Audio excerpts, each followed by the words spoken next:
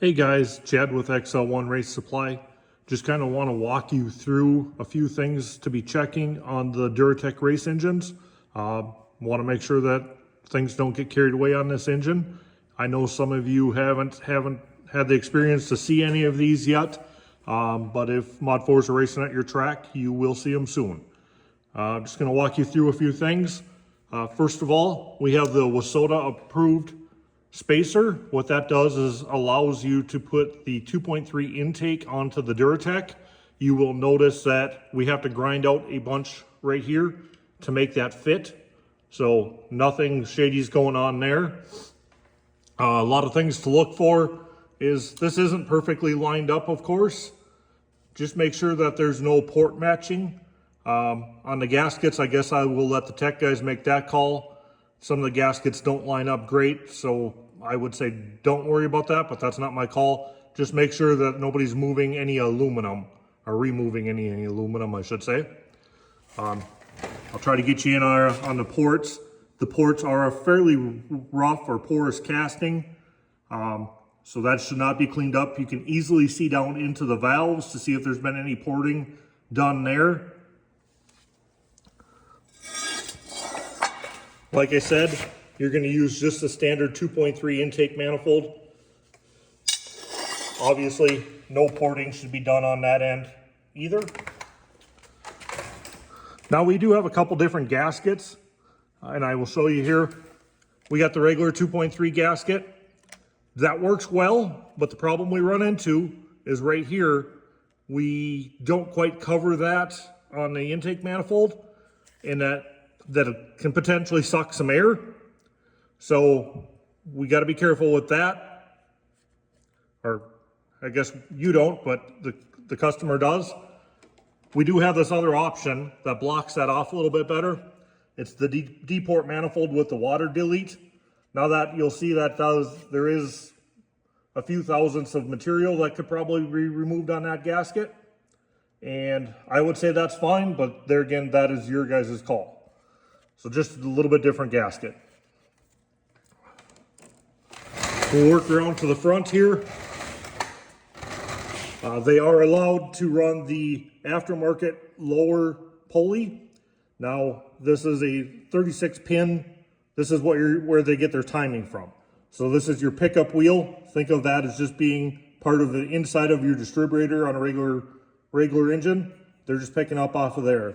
Nothing too drastic there. This is how the guys set their timing. So think of it as basically moving their distributor forward and backwards, advance and retard.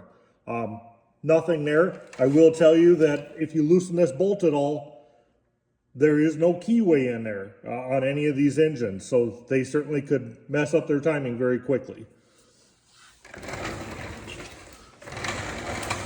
Now when we come over here, I'll have you take a look at the camshafts. So very important here that this piece stays in there. That is a variable valve timing valve, and there should never be any wires going to that. That would allow them to adjust their camshaft timing on the intake cam, and we don't want to be doing that. That would potentially increase the RPMs on this engine. So a quick way to also check for any aftermarket cams is most of the aftermarket cams do not accept this type of pulley. So if you don't see that and that, there's definitely some cheating going on there. These engines have the potential of making a lot more power with some camshafts, obviously. So that is probably the number one thing that we want to be checking. Then I'm going to take you through here on how to make sure that nobody's advancing the camshafts. So what we have down here is just a little 10 millimeter plug that you pull out. And a lot of you will probably have this kit already. If not, just see probably Kenny or Billy, and I will make sure that we get you one. This is a crankshaft stop. We would turn that in there.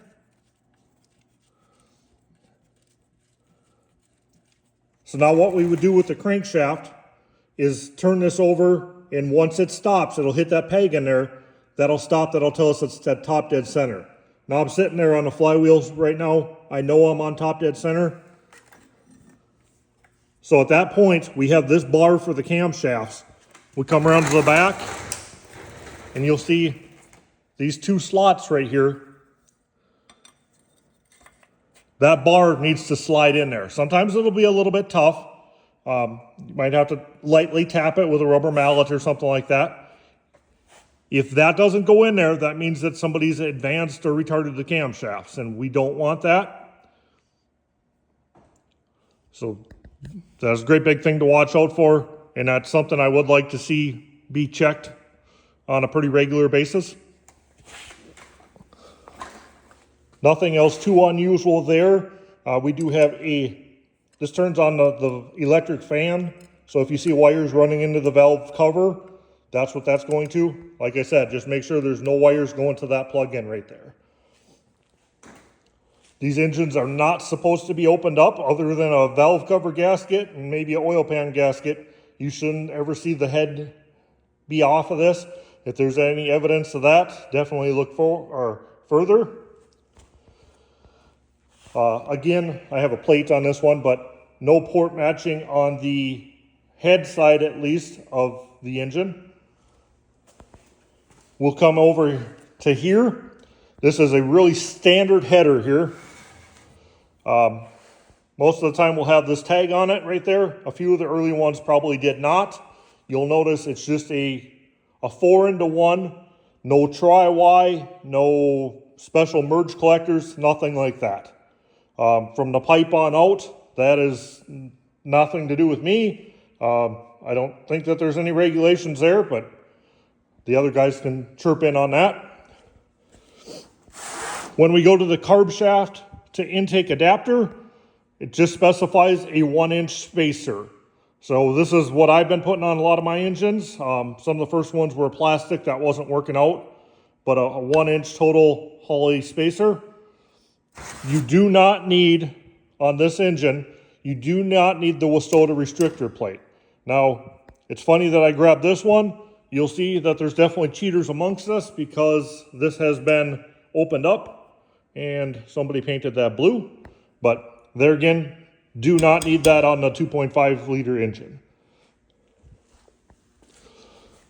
If we come over here, you'll see again, we have that underdrive pulley. Basically, your wiring harness is going to go to a crank sensor. This is your coil pack, and this is your module. That's going to tell you what to time.